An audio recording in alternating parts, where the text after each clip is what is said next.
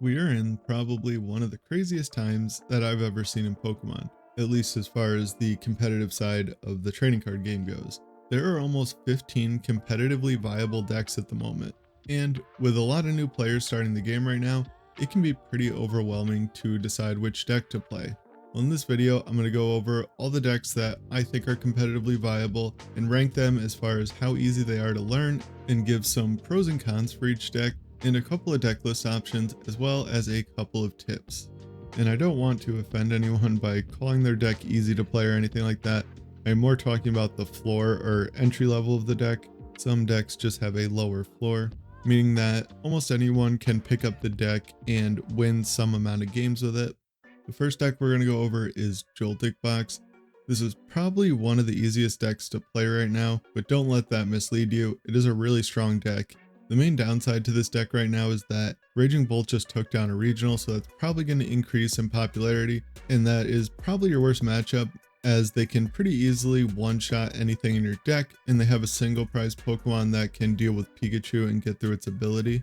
But if you're planning to bring this to something like your locals, and you don't expect Raging Bolt to be very popular, I think this is a fine choice, and I would also just recommend this deck to anyone just getting into the game. It's a pretty straightforward deck, and it'll help teach prize mapping and even a little bit of sequencing with playing your hand down to draw with Mew and then Pheasantipity. And a deck being really simple isn't necessarily a bad thing. With this deck, we're always going to want to choose to go second and try and use the Joltik's attack to accelerate 2 lightning and 2 grass energy to our Pokemon. And in most matchups, we can't go wrong with trying to build up an Iron Hands and a Pikachu with that. And we're usually going to try to take 2 prizes with Iron Hands, 2 prizes with Pikachu, and then finish off the game with Blood Moon Ursaluna. That's not going to be the plan 100% of the time, but that is the plan in a decent amount of matchups. And this list on the screen also has the Genesect, that if it has a tool attached to it, our opponent can't play their ace spec. We're going to want to put this down against any deck that plays on Fair Stamp, because that can be really hard to deal with this deck. And for any new player picking up this deck, I would say trying to get Latias and either Pheasantipity or Mew EX into play early is never going to be a bad thing. Latias makes it so our opponent can't buy time by bossing something up and leaving it in the active spot. And having Mew or Pheasantipity in play is going to allow us to draw cards. The next deck that I would still put in the easy category, but I still think it's a pretty strong deck, is Gholdengo. I think that this deck is in a pretty decent spot, and it does have some upside. Like, we are not forced to put a 2-prize Pokemon in play until we want to, which is an advantage as opposed to something like Raging Bolt that is going to be putting 2-prize Pokemon in play right at the beginning of the game. This lets this deck very often play a 7-prize game, where we can make our opponent knock out a single prize Pokemon and then still force them to have to knock out 3 2-prize Pokemon to win the game after that. This deck is pretty straightforward. We're just trying to get Gholdengos in play, draw cards, and one-shot whatever our opponent puts in the active spot. The energy lineup may look weird, but it's because of the ace spec in the deck that allows us to grab one of each type of energy from our deck, and it also allows us to play things like Munkidori. This is mainly in here for Dragapult to stop them from being able to knock out 2 of our Gholdengos at once, because they're going to want to try to hit one for 200 and put 6 damage counters on one of the bench Gholdengo, and then next turn bring up the bench one and knock them both out. Munkidori will let us move 3 of our damage counters off of it. We just want to make sure that we don't put it on something like one of their bench Pokemon, so that it lets them use their own Munkidori to still knock out 2 of our Gholdengos. I haven't played the most amount of games with this deck, but I think it does most often want to go second, and we want to try to Arvin for like Buddy Poffin and TM Evo, and then use Evo to evolve up into 2 of our Gholdengos. This list also does have the Baby Gholdengo as well as Scissor to deal with things like Cornerstone Ogerpon EX and Mimikyu. The next deck in the easy category is going to be Archaludon. I'm not going to spend too much time on this one, as I haven't played too many games with either version, and just based on the results it's been having, I don't think it's in the greatest spot in the meta right now. But the first version of it is the poison version. We are going to want to go first with this version, because we have the ability to donk our opponent with the Brute Bonnet Petrunt Stadium combo. And this version of the deck is focused on hitting bigger numbers with the poison package and not so much on healing. Actually, there's no healing cards in this version of the deck, So we're really just trying to be aggressive and have a lot of HP and prize race our opponent. The next version of the deck is Archaludon Zoroark. I have 0 games with this deck, so I really have no idea how good it is. But this version is going to want to go second and try an Arven for Precious Trolley and TM Evo, and then use TM Evo to evolve up a couple of our Zoroarks. Don't use it to evolve the Archaludon because the ability won't take effect, and that really is the whole point of the card. And this variant of the deck is trying to be a little bit more heal based and just play the 2-shot game better than our opponent, as we have 3 Professor Turo in here, so whenever we can tank a hit, we can Turo up our arch, heal it, and then re-evolve it, re-accelerate the energy, and start swinging again. The main downside to this version of the deck is it's going to have a really hard time into anything that can one-shot it, and that includes things like Gardevoir, Raging Bull, and even the Joltik box deck. And of course, gholdengo as well is going to be a very difficult matchup. It does have the Hopzation in here. I think that is trying to help with the Gardevoir matchup a little bit, as if they load up too many energy on a Drifloon, we can boss up something else to knock out, as well as knock out the Drifloon off the bench, which is going to help us with that prize trade. And we also have a Jamming Tower in here for a similar reason. And then Vengeful Punch is trying to deal with Pikachu in the Joltik box deck, as well as Tera box. The final archetype that I'm going to put in the easy category is going to be Roaring Moon decks.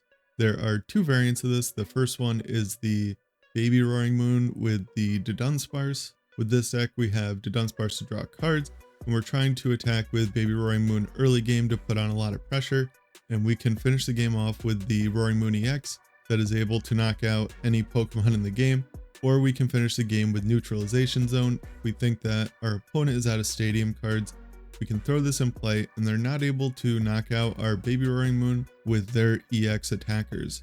I have not played any games with this deck yet, but this type of strategy is always solid in general. Just big 1-prize Pokemon hitting for a decent amount of damage can never really go too wrong with that. But the main downside of any single prize deck being, since 1-prize Pokemon generally have lower hit points, we usually need to establish a new attacker every turn, so it can be kind of resource intensive.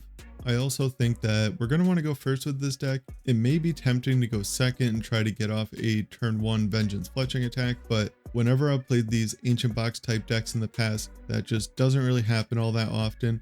And if we go first, we're in a pretty solid spot to get a turn 2 attack, as long as we get an energy attachment on our Baby Moon, and we also want to get a Flareon out on our first turn to get down 3 of our Dunsparces. And the other version is a Poison version, and it's a little more focused on the Roaring Moon EX. We do have the Petrump, Brute Bonnet, Squawkabilly, Carmine combo in here, so we do have the potential to donk our opponent if we go first and they start a Pokemon with 80 or less HP. And that does mean that we're going to want to go first with this deck. And if we can, we're going to go for the donk, but if not, this does have some finishing potential with the Roaring Moon EX, Baby Roaring Moon, and charizard being the attackers. This deck is really just trying to be faster than our opponent. I have played a few games with this deck, and we're really just trying to overwhelm our opponent with pressure. A turn 2 Baby Roaring Moon attack or poison knockouts can be pretty difficult for our opponent to deal with, and if we can take our first 2 prizes with a combination of poison and a Baby Roaring Moon attack, and we can usually finish the game off with either 2 Roaring Moon EX attacks or a Roaring Moon EX attack, and then using charizard to knock out something like a Pheasantipity. I have 3 decks that I've put in between easy and medium difficulty. The first one is going to be Raging Bolt. This deck has been in a pretty solid spot, but since it won the last regional, I imagine people are going to be thinking about it when building their lists. The thing that has made this deck so much better than it's been in the past is this Baby Raging Bolt that gives us the ability to snipe our opponent's bench. And for a while now, the stage 2 decks have been built in a way that they play really slow. So if this deck is able to start attacking with a Baby Raging Bolt turn 2, we can often just deny our opponent from playing the game completely. So we're going to want to go for the Baby Bolt against any evolving decks, and we would like to go first and get down a hand attachment onto our Baby Bolt, so the next turn we can build up to 3 energy on it and snipe our opponent's evolving basics. Then we can take our first few prizes with that and then finish off the game with the Big Raging Bolt that has an attack that can one-shot anything. And on our first turn, we're also going to want to get down a Flareon and establish a couple of Hoot Hoots, as well as get a Noctowl into our hand. And as with any Noctowl deck, I would be careful putting too many in my hand early in the game, because if our opponent Ionos us, we're going to have a hard time drawing into them if they all get put to the bottom of our deck. And it would also be nice if we could get a Teal Mask Ogerpon into play and start accelerating energy to it. There's two reasons we want the Teal Mask in play early. One is to start accelerating, but the main reason is just to guarantee a Tera Pokemon in play so that we can use our Noctowl on turn 2. This is a really common theme with any deck that is on the easier side to play, but this is another deck where we're just trying to prize race our opponent and hopefully win the game in like 3 to 5 attacks. One thing I would say about this version of Raging Bolt is it does not have nearly as much energy recovery as past versions of the deck, so we do have to be a little bit more considerate with how we're placing our energy, because it is pretty easy to run out of them. Also, this deck might start to have a hard time if decks like Guardy and Dragapult really start focusing on getting a turn 2 Guardy or Dragapult, and if Dragapult starts adding things like Crispin or Sparkling Crystal, that is going to hurt this deck's viability quite a bit, because it really was preying on the format being so slow. But that being said, I do think this is a really fine play for locals, as most often at locals, people just grab deck lists from the last regional, and those lists obviously haven't been adjusted yet for Raging Bolt winning, so I would feel pretty confident taking this to my League Cup. The next deck in this category is going to be Gholdengo Dragapult. I have exactly 0 games with this deck, so for all I know, it could just be easy to play, but just looking at it, it seems like it's going to be a little bit more difficult to play than straight Gholdengo. There's not as much room for stuff like Cypher Maniac, so we're not going to be picking out the exact cards we want out of our deck every single turn. And with the extra stage 2 line in the deck, there's just going to be more decisions of picking when to attack with it and stuff. But I do think this is another deck that we're going to want to go second with and just try and Arven for Poffin and Evo. There's a pretty common thing right now, as Evo is a really good way to deal with Bidoof. And if we can get out like a Dracloak and a Gholdengo, or just 2 Gholdengos, we can start drawing cards and be in a pretty decent spot for the game. The main reason Dragapult's in here is so that we don't just immediately lose to Cornerstone Ogerpon, but it also has the nice side effect of meaning if we whiff a KO one turn with Gholdengo by just a little bit of damage, we don't just immediately lose the game because of it, because later on we can use Dragapult to clean up that knockout off of the bench. The main downside to this version of the deck is going to be that it's just slightly less consistent than the straight Gholdengo version. And the last deck in this category is kind of an honorable mention, because I really don't know how good of a spot it is in right now, but that is this straight Charizard Dusknoir version that John Roberts played to the Milwaukee Regional. He is a player that hasn't played in a while, but he's a very strong player from back in the day, and he brought a very interesting list. It's Charizard that has no Pidgeot or Noctowl or anything like that in the deck. It's just Charizard and Dusknoir, and it's also a Precious Trolley build, so that does mean we're going to want to go second Arven for Trolley and TM Evo, try to evolve up a couple of our guys.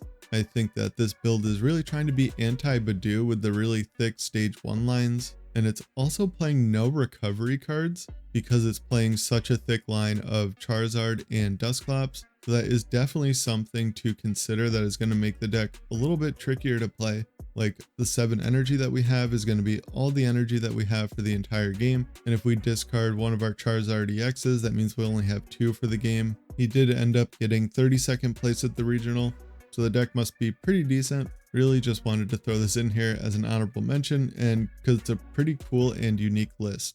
The first decks in the medium difficulty are going to be both of the variants of Dragapult.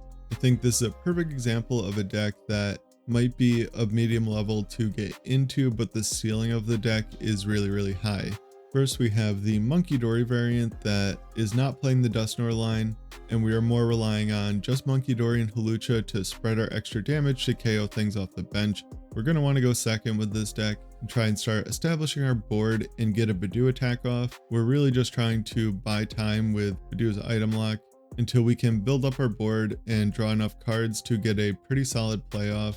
One of the bigger skills with these Dragapult decks is knowing when to stop item locking and start with our Phantom Dive attacks. Like, if we're item locking and our opponent is doing nothing at all, It's usually fine to do that for a while until we can build up some kind of like big boss Felucia play to cripple our opponent's setup, but other games we are forced to have to go a little bit faster, and that can really be when the dragapult decks built like this with no rare candies really struggle. We also have Genesect in here that is helpful to stop things like Unfair Stamp in the mirror, but I think the main reason it's in here is for Gholdengo.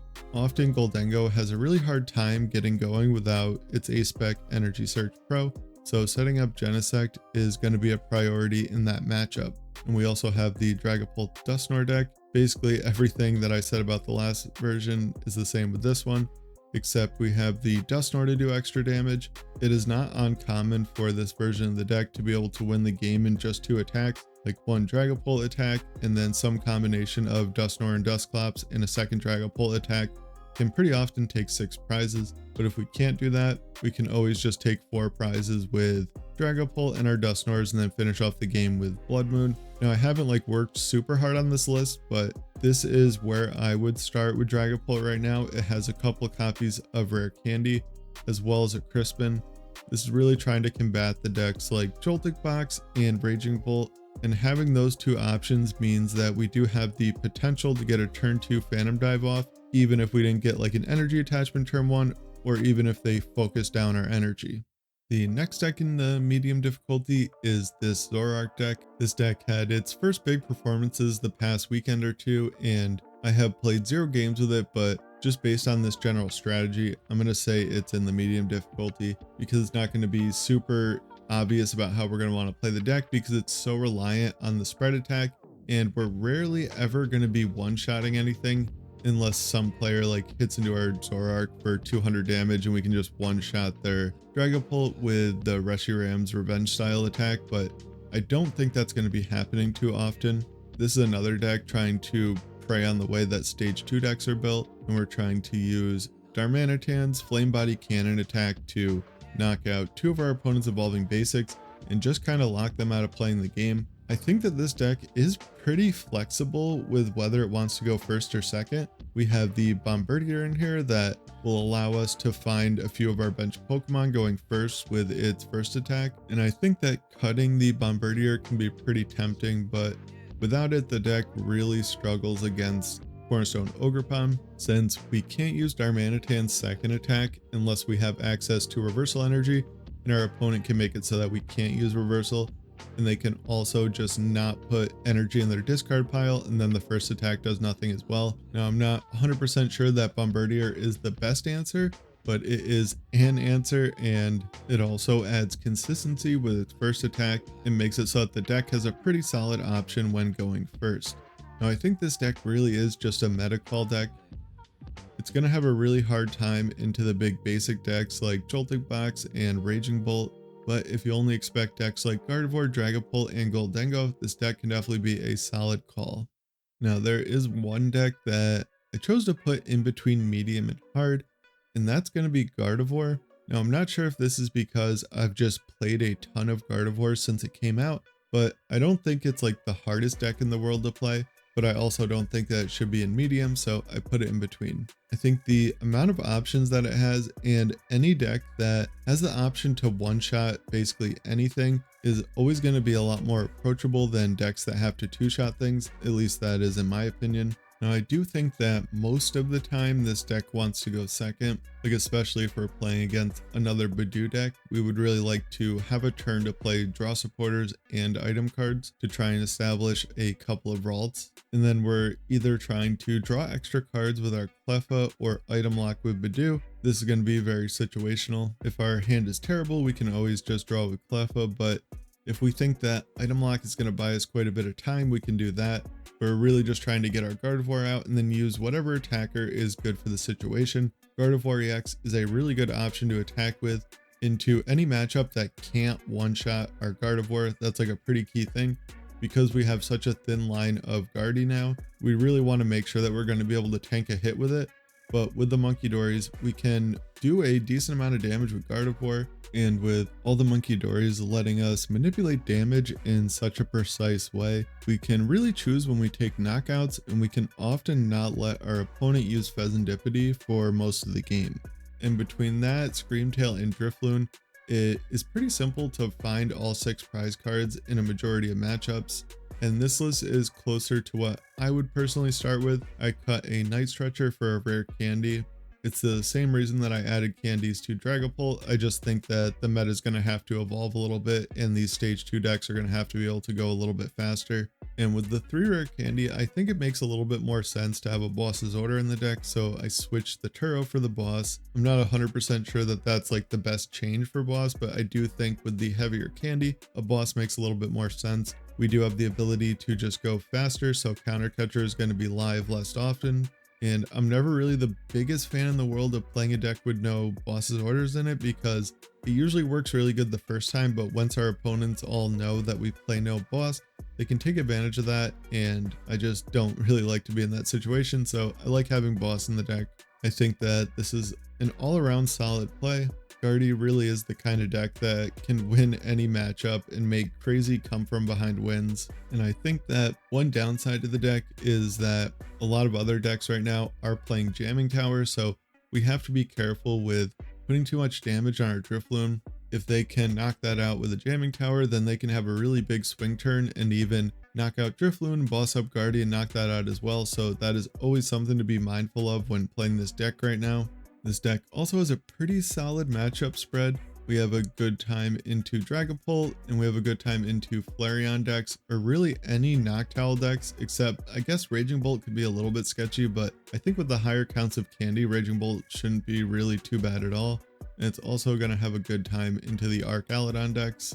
So yeah, this is definitely another deck that I would feel pretty confident bringing to my local tournaments.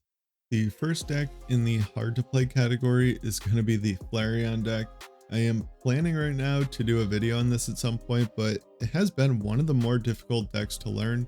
I didn't really expect it, but the lines with this deck are really not obvious at all. And I think that's probably mostly because the power level of the deck is kind of on the lower end as far as attacking goes, and in a decent amount of matchups we're really relying on Angelite buying us time and setting our opponent back far enough where we can just win. This deck is always going to want to go first. I guess we could go second and high roll the turn 1 Flareon attack, but I think that's pretty unlikely, so I've been going first with the deck, just establishing my Noctowls and Eevee. The split of Eevees is also pretty important. We really want the Colorful Friends Eevee in here so that, especially when we're being item locked, we can use the attack to find whatever evolution we need, as well as something like Pheasantipity and even a Noctowl. I think the big debate in the deck right now is between Unfair Stamp and the Crystal. I'm leaning towards Crystal right now because that's what Ian Robb played, and he's a really good player, so I think Crystal's probably the way to go. It also lets us use Terapagos' second attack, which can be good in some situations. Like if we're able to get lone Terapagos in play against something like Raging Bolt, we can just win with the second attack, but it is also worth considering that if we have other Pokemon in play, our opponent can Noctowl for Prime Catcher Boss and reset the effect on Crown Opal, so it's not like completely reliable in every situation. It's really mostly in here so that we can power up Sylveon's Angelite attack in one turn, or use Flareon's Burning Charge attack for just one hand attachment. And that is probably one of the biggest differences with the Crystal and Stamp version, is that with the Crystal version, we can power up any attack in one turn with Crystal and Crispin. And with the Stamp version, we're usually going to have to use the Burning Charge attack to start getting energy into play. I think the main downside with this deck is it's going to struggle against Gardevoir. That is a pretty hard matchup, but it does have a solid Dragapult matchup, so that is really nice. And it does have the potential to beat any deck with something like Iono, Counter Catcher, and Angelite can set any deck far enough back that we can just win the game. It's also one of the few decks that can use Briar well right now, which is always an advantage. It lets us like knock out a single prizer with Burning Charge, and then take a 2-prize knockout with something like Flareon's second attack, or even Unified Beatdown on Terapagos, and then finish the game off with a 3-prize KO with Briar. Like I said though, I do think this deck is really hard to play, and I still have to play more games with it, so I don't want to like give too much advice on it right now because I'm just not that good with the deck yet. And we also have Froslass Munkidori in the hard to play category. Allegedly, this deck is in a pretty solid spot right now. I have a few games with it, and I've played this archetype in the past. And it's always a kind of difficult archetype to play because the same as with Flareon, the lines to win just aren't completely obvious sometimes, but we are going to want to go second with this deck, start establishing our snow runs and monkeys, and start attacking with Badu. And we're really just trying to slow the game down and abuse the combination of Unfair Stamp and Itchy Pollen. And then we can spread damage across the board and move it around with our munkidori until hopefully we can take a 6 prize turn. We also have things like Gravity Gemstone and Maractus in here to bring one of our opponent's Pokemon active and make it harder for them to retreat. Or I guess if we're using Maractus, make it impossible for them to retreat and they need either like Tera or Switch. And this list is playing 2 copies of TM Devo. I think 2 is pretty strong in this format in general. There is a lot of evolving decks, so Devo can definitely be clutch. And one noteworthy thing with this deck is I don't think we ever want more than 2 Froslass in play. 2 seems to be the perfect number. Any more than that, and the damage can kind of start getting overwhelming on our side of the board.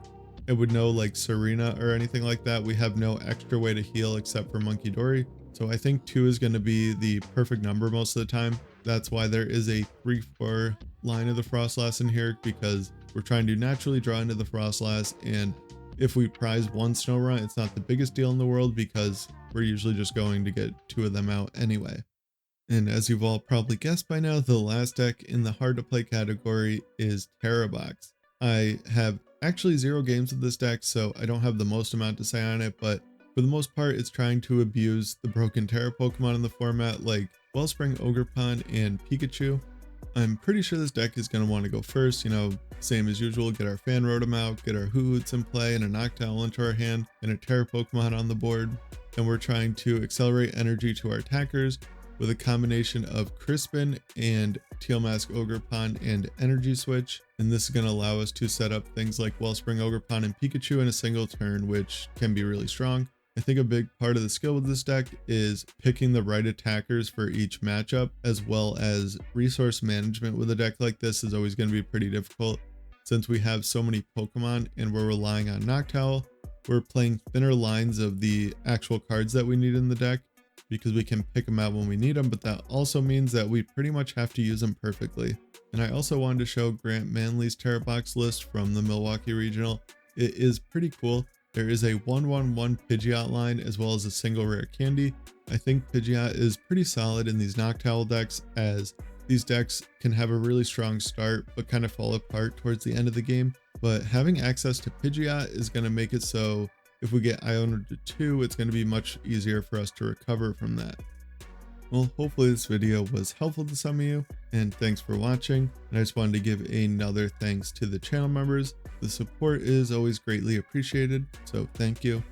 And if you like this video, I think you'll definitely like this one here. Like or dislike, comment, and subscribe. Take care and have a good one.